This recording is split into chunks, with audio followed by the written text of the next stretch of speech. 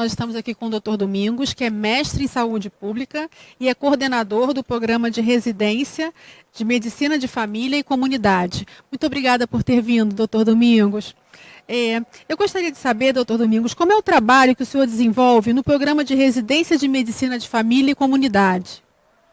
Boa tarde. O programa de residência de medicina de família e comunidade, ele existe há 8 anos dentro do município do Rio de Janeiro, junto à Secretaria de Saúde, onde nós, em 23 unidades básicas de saúde, que nós chamamos de clínicas da família em sua maioria, nós acolhemos e formamos uma média de 100 a 150 residentes por ano.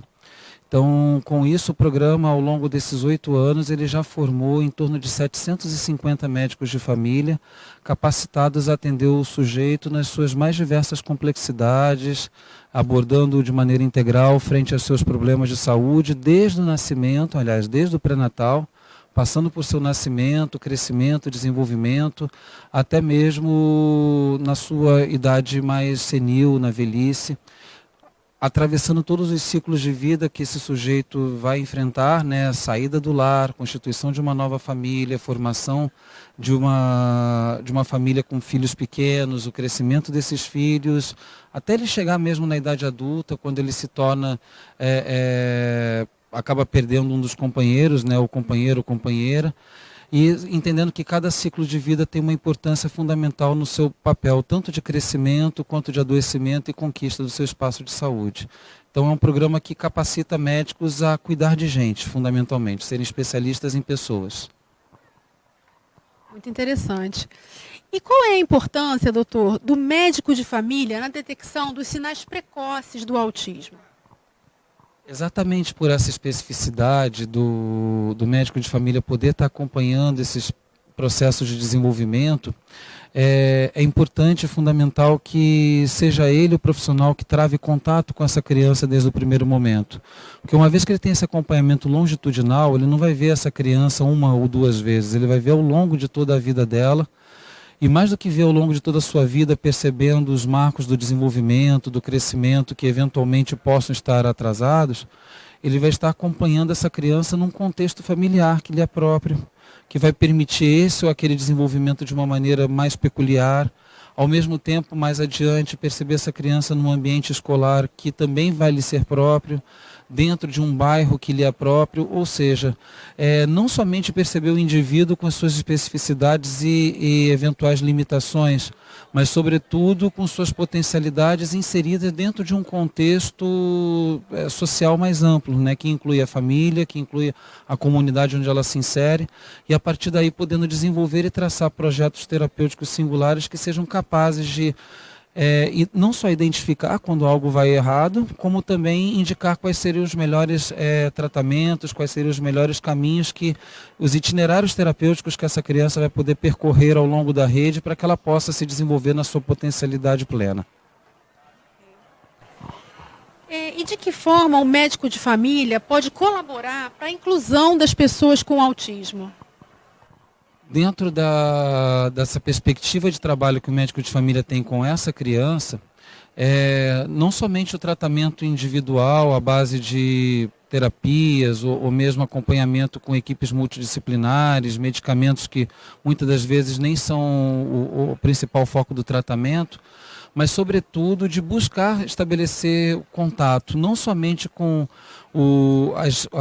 os níveis de atenção na rede, né, nível secundário, nível terciário, buscando possibilidade de tratamento, como também identificando na comunidade quais são os aparelhos dos quais essa criança ou esse adulto que eventualmente tem esse problema pode vir a ter acesso.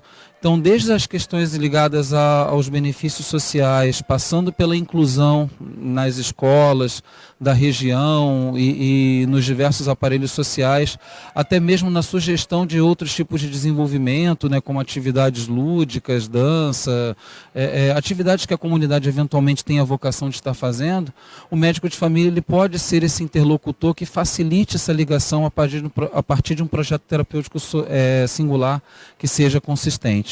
Então, acho que a gente tem um papel bastante interessante nesse processo, quando esse processo é bem conduzido de maneira coerente. Doutor, qual qual seria a grande contribuição da medicina de família para o futuro dos sistemas de saúde? Acho que essa pergunta é muito importante. Então, da mesma forma que a gente, na especificidade ligada ao transtorno do espectro autista, a gente consegue entender o sujeito na sua singularidade, eu acho que esse é o grande benefício, é o grande papel da medicina de família. Porque não me interessa se ele particularmente tenha espectro autista, ou se ele tem síndrome de Down, ou se ele não tem nenhuma dessas síndromes, mas ao mesmo tempo ele tem as suas singularidades. Cada sujeito ele é um potencial em si, né? E a partir disso, a gente entendendo que ele está inserido na lógica de um todo, entender o sujeito nessa especificidade e entendê-lo como conectado a essa sociedade na qual ele se encontra, é o grande benefício que a medicina de família traz, porque ela deixa de olhar o sujeito pela lógica da doença. Não é mais a doença que me interessa, o que me interessa é o sujeito em si, que pode ou não estar doente, mas entendendo que a doença ela tem um potencial de desenvolvimento também desse sujeito.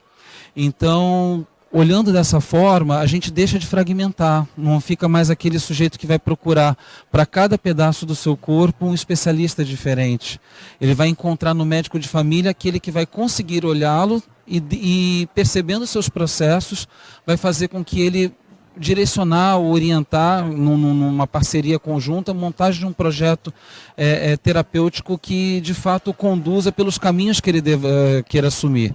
E aí com isso todos os sistemas de saúde do mundo que se encontraram numa determinada encruzilhada acharam na medicina de família e na atenção básica o caminho para que as coisas pudessem evoluir nesse sentido, de uma forma mais ampla e integral. E o Brasil está começando a engatinhar nesse sentido. Eu acho que a residência em medicina de família, especialmente no Rio de Janeiro, ela tem um papel fundamental nesse processo de construção, tem esse comprometimento também com o sistema de saúde, e é a partir dessa convicção que a gente considera que, pouco a pouco, a gente vai construir de fato um sistema que seja igualitário, que tenha acesso amplo, aonde cada sujeito seja contemplado nas suas necessidades e não especificamente suas doenças sejam olhadas e o sujeito deixado de lado. Acho que esse é o nosso papel. Trabalho bem bacana, bem bonito. Agora vamos falar um pouquinho sobre o evento, Dr. Domingos. Qual a importância desse evento para a comunidade científica como um todo? Olha, eu estou muito felizmente surpreso com esse evento, porque tenho visto aqui colocações do mais alto gabarito de diversas localidades, não só do nosso Brasil, como também do mundo todo. Acho que abre perspectivas muito interessantes da gente estar abordando o transtorno do espectro autista e, fundamentalmente, o que eu percebo nesse evento é algo em comum que nos reúne, que ele não objetiva esse ou aquele conflito de interesse. Se existe um conflito de interesse nesse evento, esse conflito de interesse reside no entorno do cuidado desse paciente. E isso é muito gratificante porque é de cuidado de gente que a gente está falando aqui o tempo inteiro, e isso faz com que a medicina de família se aproxime bastante. E só essa abertura que foi possibilitada, não só as especialidades mais específicas, como neurologia, psiquiatria, mas também a medicina de família, para poder participar desse processo, que a gente acha que tem muito a contribuir, pelo que a gente já conversou aqui. Eu acho que já demonstra o caráter plural desse evento, como não podia ser diferente em se tratando de crianças tão especiais e adultos especiais também com os quais a gente tem que estar lidando. Como o senhor vê o nível científico desse congresso, doutor Domingos? Olha, vem coisas muito interessantes por aí, né? A gente tem percebido aí algumas discussões que são bastante convergentes com algumas linhas de pensamento que até então a gente tinha, mas então a gente não consubstanciava com determinados achados. E a possibilidade de que a gente reúna tanto pessoas, né, do ponto de vista da pesquisa básica, quanto aqueles que têm a pesquisa clínica e o trabalho mesmo de atendimento e de cuidado a esses pacientes, de forma a convergirem suas ideias, faz com que a gente comece a avançar nos modelos e, quem sabe, diagnosticar precocemente algo que se torna cada vez mais prevalente em nosso meio.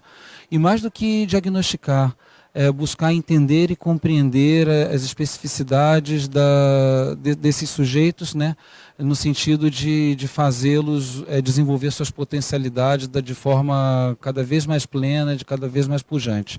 Então, acho que realmente a gente está diante de algo que hoje é um marco, amanhã, né, com certeza a gente vai ter muita coisa para falar a partir desse marco do quanto que esse congresso pôde contribuir no desenvolvimento não só das pesquisas, mas sobretudo do cuidado desses pacientes. Muito se tem falado sobre o futuro do autismo, né? Na verdade, nunca se falou tanto sobre autismo e nunca se falou tanto sobre o futuro do autismo. Em sua opinião, como é que o senhor vê o futuro do autismo no Brasil? Como é que seria o futuro do autismo no mundo?